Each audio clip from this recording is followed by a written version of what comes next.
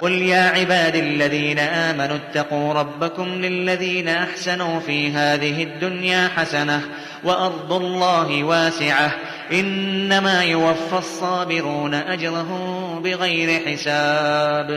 أنت نبي هوي لنزال آمنوا تباروتشي ጌታችሁን ፍሩ በላቸው ለነዚያም በዚህ ምድር ዓለም ስራቸውን ላሳመሩ መልካም እንዳላቸው ያላህም ምድር ሰፊ ናት ሃይማኖታችሁን በተረጋጋ መንፈስ የምታከናውኑበት ቦታ ተሰደዱ በእርግጥ ለታጋሾች ብቻ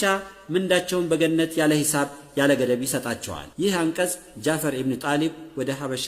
እንዲሰደድ የሚያበረታታ መልእክት ነው ይባላል قل إني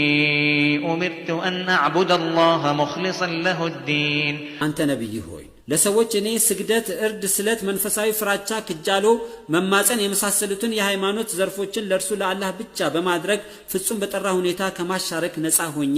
አላህን እንገዛ ታዝዣለሁ በል وأمرت لأن أكون أول المسلمين በመጨረሻው ዘመን ህዝቦች መሃል የመጀመሪያው ሙስሊም እንደሆን ታዝዣለሁ በል قل إني أخاف إن عصيت ربي عذاب يوم عظيم አንተ ነብይ ሆይ ለሰዎች እኔ ጌታዬ አላህ በአምልኮ በማሻረክ ባምጽ የትልቁን የቂያማ ቀን ቅጣት እፈራለሁ በል قل الله أعبد مخلصا له ديني አንተ ነብይ ሆይ ለሰዎች እኔ ስግደት እርድ ስለት መንፈሳዊ ፍራቻ ክጃሎ መማፀን የመሳሰሉትን የሃይማኖት ዘርፎችን ለርሱ ለአላህ ብቻ በማድረግ ፍጹም በጠራ ሁኔታ ከማሻረክ ነፃ ሆኜ አላህን እገዛለሁ በል فاعبدوا ما شئتم من دونه قل إن الخاسرين الذين خسروا أنفسهم وأهليهم يوم القيامة ألا ذلك هو الخسران المبين አንተ ነብይ ሆይ ለሙሽሪኮች ካላህ ሌላ ጣዖታትንም ሆነ ጋኔልን የፈለጋችሁትን ተገዙ በእርግጥ ከሳሪዎችም ማለት እነዚያ የቂያማ ቀን ነፍሶቻቸውንና ቤተሰቦቻቸውን የከሰሩ ናቸው በላቸው ልብ በሉ ይህ ገነትን አጥቶ ገሃነም መግባት ግልጽ ኪሳራ ነው لهم من فوقهم ظلل من النار ومن تحتهم ظلل ذلك يخوف الله به عباده يا عباد فاتقون ለነርሱም ለገሃነም ሰዎች ከባላያቸው እሳት የሆኑ ጥላዎች ከበታቾቻቸውም ጥላዎች አለላቸው ይህም በገሃነም የሚገኝ ከላይም ከታችም አጥላይ እሳት አላህ ባሮችን የሚያስፈራራበት ሲሆን ባሮቼ ሆይ እኔንም ብቻ ፍሩ والذين اجتنبوا الطاغوت أن يعبدوها وأنابوا إلى الله لهم البشرى فبشر عباد እነዚያ ጣዖታትን መገዛቷን የራቁ ወደ አላህ የተመለሱ ለነርሱ በምድር ዓለም የተረጋጋ ህይወት ከሞት በኋላ የገነት ብስራት አላቸው አንተ ነብይ ሆይ እኔም ብቻ የሚያመልክ ባሪያዬን አብስ الذين يستمعون القول فيتبعون أحسنه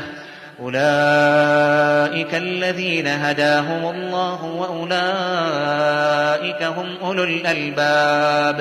እነዚያ ንግግርን በጥሞና አድምጠው ያላህና የመልእክተኛው መልካም ትእዛዝ የሚከተሉ እነዛም እንደነዚህ አይነቶቹ አላህ ወደ ሐቅ መንገድ የመራቸው ናቸው እነዛም ያስተዋይ ልቦና ባለቤቶች ናቸው أفمن حق عليه كلمة العذاب أفأنت تنقذ من في النار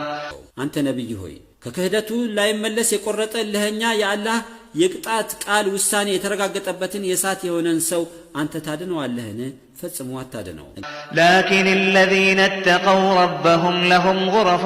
من فوقها غرف مبنية تجري من تحتها الأنهار وعد الله لا يخلف الله الميعاد ገርግን እነዚያ ጌታቸውን አላህ የሚፈሩ ትእዛዛቱን የሚያከብሩ በገነት ከክፍሎች በላይ ክፍሎች የተገነባባት ከበታቿም ወንዞች የሚፈሱባት ህንጻ ሊሰጣቸው ያላህ ቃል ኪዳን ተገብቶላቸዋል አላህም ቃል ኪዳኖቹን አያፈርስም ألم تر أن الله أنزل من السماء ماء